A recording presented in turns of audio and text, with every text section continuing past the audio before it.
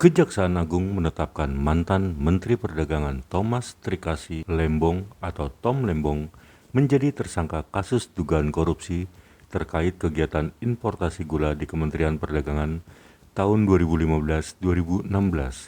Hal ini diungkapkan Direktur Penyidikan Jaksa Agung Muda Bidang Tindak Pidana Khusus Abdul Kohar dalam jumpa pers di kantornya, Jakarta Selatan, Selasa 29 Oktober 2024. Untuk diketahui, Tom Lembong menjabat sebagai Menteri Perdagangan Indonesia dari 12 Agustus 2015 hingga 27 Juli 2016. Dia juga pernah menjabat sebagai Kepala Badan Koordinasi Penanaman Modal di periode pertama Presiden Joko Widodo. Adapun dalam hal ini, Kejagung menduga telah terjadi penyalahgunaan wewenang di Kemendak yang dilakukan dalam rangka pemenuhan stok gula nasional dan stabilisasi harga gula nasional. Sebagai catatan, Kemendak diduga telah melakukan perbuatan melawan hukum dengan menerbitkan persetujuan impor gula kristal mentah untuk diolah menjadi gula kristal putih kepada pihak-pihak yang tidak berwenang. Selain itu, Kemendak juga diduga telah memberikan izin impor melebihi batas kuota maksimal yang dibutuhkan oleh pemerintah.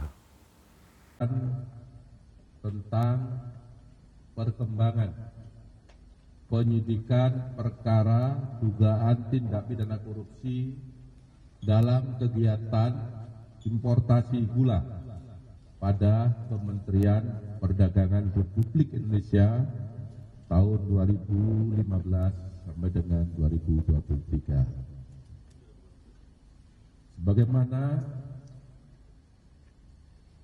Surat Perintah Penyidikan nomor 53 tanggal 3 Oktober 2023. Adapun kasus tersebut adalah sebagai berikut, bahwa pada tahun 2015 berdasarkan rapat koordinasi antar kementerian,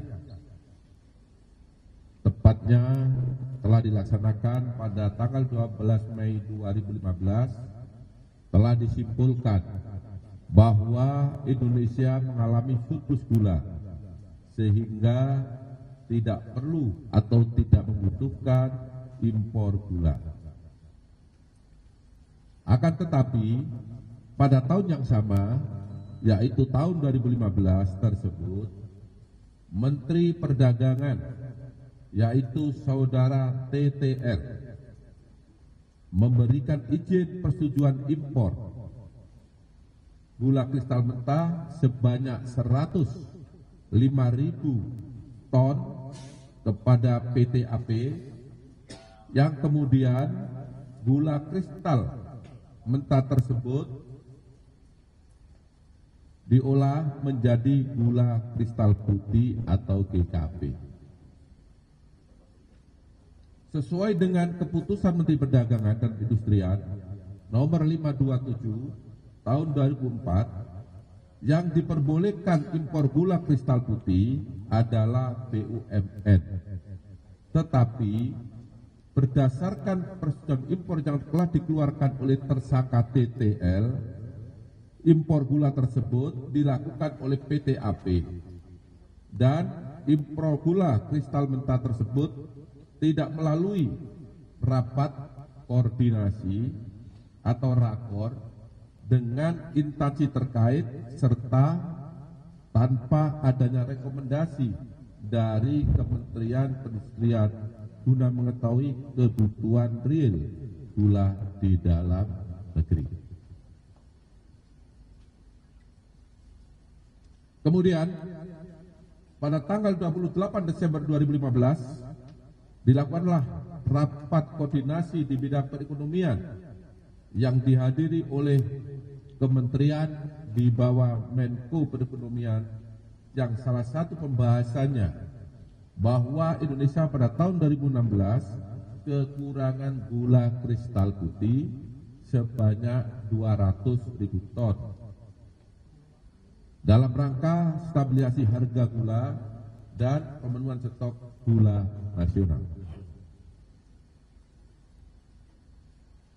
Pada bulan November sampai dengan Desember 2015, tersangka CS selaku Direktur Pengembangan Bisnis PT PPI, Perusahaan Perdagangan Indonesia, memerintahkan staf senior manajer bahan pokok PT PPI atas nama P untuk melakukan pertemuan dengan 8 perusahaan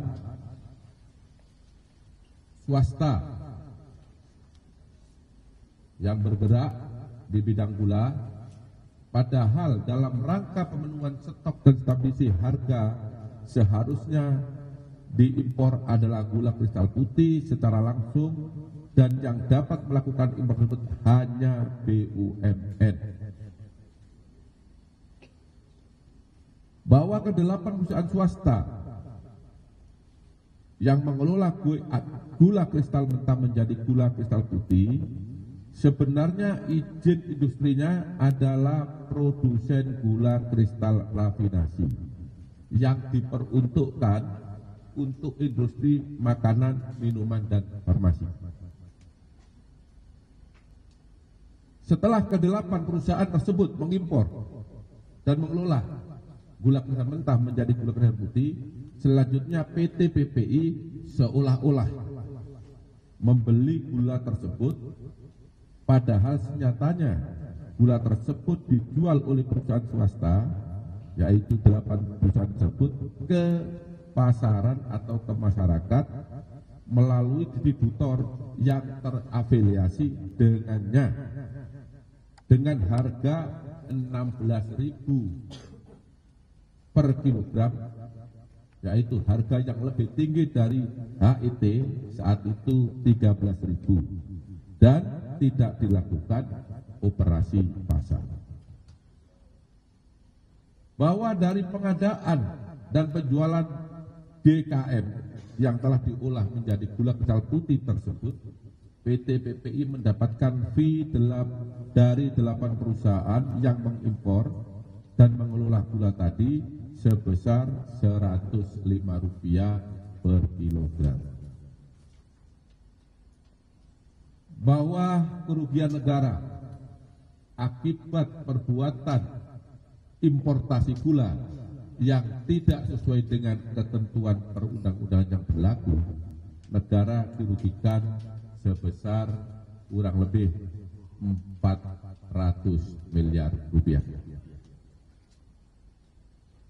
Bahwa selanjutnya pada hari ini Selasa 29 Oktober 2024, penyidik pada Jaksa Agung Muda Tindak Pidana Khusus Kejaksaan Agung Republik Indonesia menetapkan status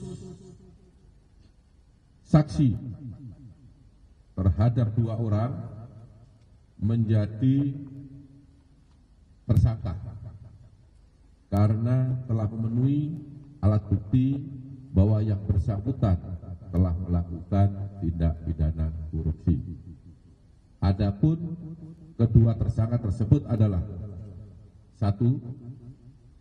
TTL selaku Menteri Perdagangan periode 2015 sampai dengan 2016 berdasarkan surat penetapan tersangka nomor tab garis datar 60 garis miring F.2 garis miring FD.2 garis miring 10 garis miring 2024 tanggal 29 Oktober 2024. Yang kedua,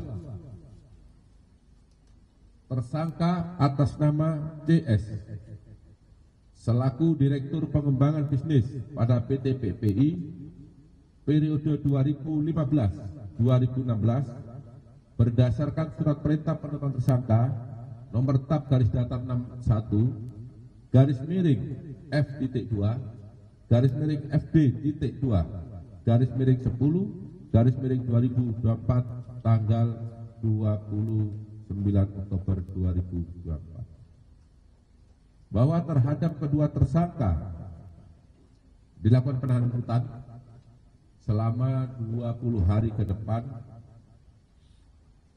untuk tersangka TTL di Rutan Salemba, Cabang Kejaksaan Negeri Jakarta Selatan berdasarkan surat perintah penahanan nomor 50 tanggal 29 Oktober 2024 dan untuk tersangka CS ditahan di Rutan Salemba, Cabang Kejaksaan Agung berdasarkan surat perintah penahanan nomor 51 tanggal 29 Oktober 2024. Para tersangka disangka melanggar pasal 2 ayat 1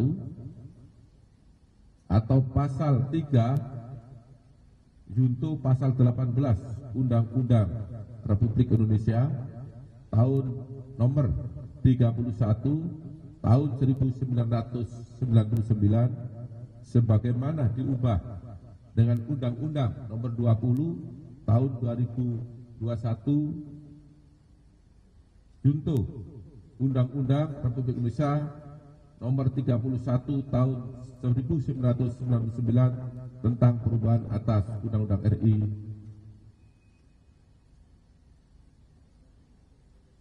tahun nomor 31 tahun 99 tentang pemberantasan tindak pidana korupsi junto pasal 55 ayat 1 ke 1 KUHP.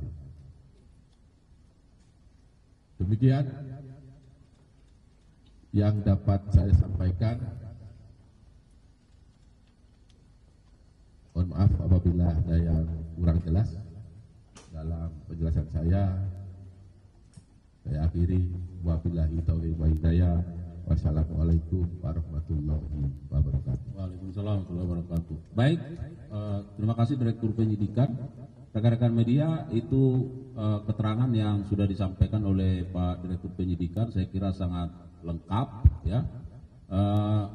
Kalau ada hal-hal yang ingin didalami, barangkali ada 1-2 pertanyaan, silakan. Dan sebelumnya kami informasikan bahwa nanti kita turun secara beraturan saja dan barangkali kedua tersangka akan diturunkan setelah kita semua sudah menunggu di bawah ya. Saya kira begitu. Ada pertanyaan? Cukup? Pak, penegasannya Pak untuk perang Dari mana Pak? dari Rama dari Radio Alsinta. Penegasan aja untuk peran dari Mendak 2015-2016 ini Pak TL ya, memang ya. Itu seperti apa? Sejauh mana Pak? Silakan Pak Dir. Penegasan terhadap peran dari TTL ya. Jadi sudah jelas sebenarnya. Saya rasa tadi sudah cukup jelas ya, bahwa TL ini tadi yang pertama adalah telah memberikan penugasan kepada perusahaan ya untuk mengimpor gula kristal mentah menjadi gula yang kemudian diolah menjadi gula kristal putih dalam rangka stabilisasi harga gula di masyarakat. Karena pada saat itu gula langka, harga melambung tinggi. Padahal seharusnya yang berhak melakukan impor gula untuk kebutuhan dalam negeri dalam rangka stabilisasi harga adalah BUMN yang ditunjuk oleh Menteri Perdagangan.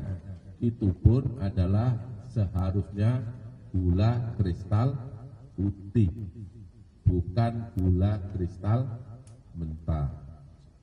Ya, sudah jelas? Saya kira begitu ya. Ada yang lain? Cukup? Oke, karena tidak ada lagi, saya kira kami sampaikan terima kasih ya.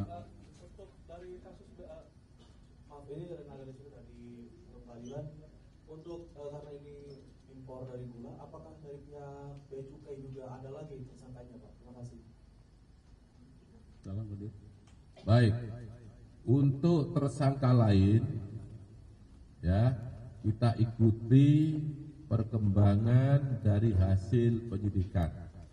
Artinya tidak menutup kemungkinan akan bertambah tersangka lain apabila telah ditemukan bukti yang cukup bahwa yang bersangkutan telah melakukan tindak pidana korupsi. Ya.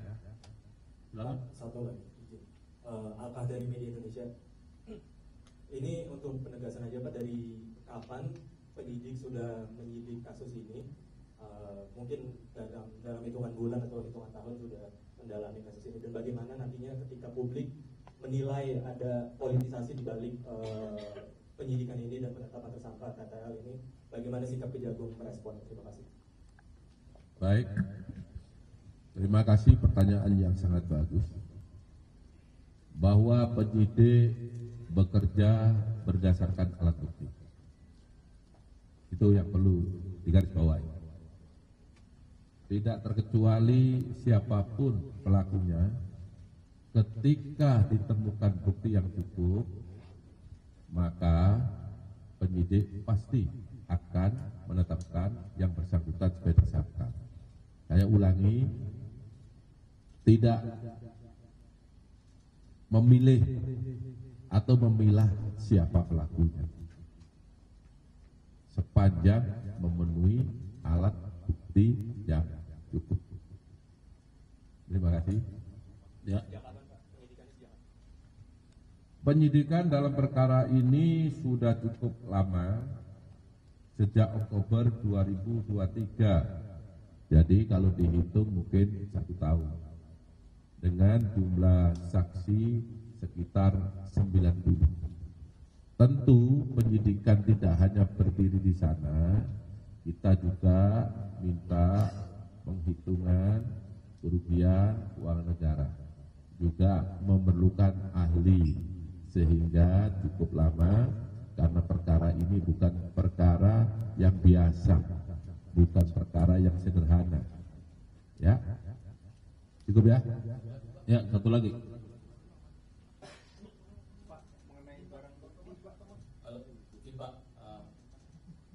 Bapak berlanjut. Pak izin Pak, saya Thomas Pak dari Kumparan.com mau menambahkan pertanyaan yang tadi aja Pak. Kan tadi itu penyidikan ya Pak. Kalau penyelidikan itu dimulainya kapan Pak?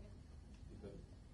Ya, kita sudah tahap penyidikan setahun. Artinya kalau penyidikan ya tentu sebelum itu ya.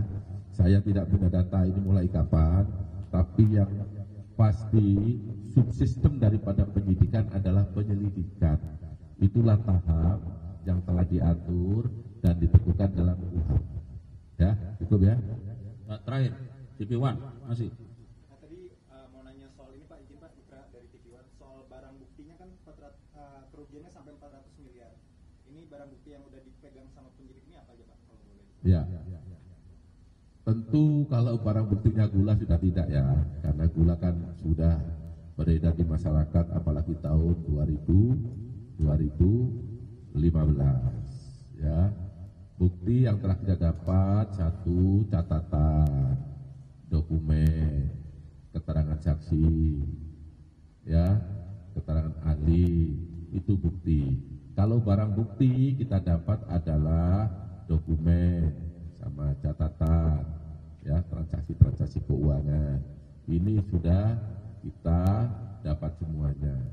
Siapa yang melakukan, apa isinya, penyidik sudah mengantongi semua. Baik, saya kira demikian ya, rekan-rekan media. Sekali lagi kami menyampaikan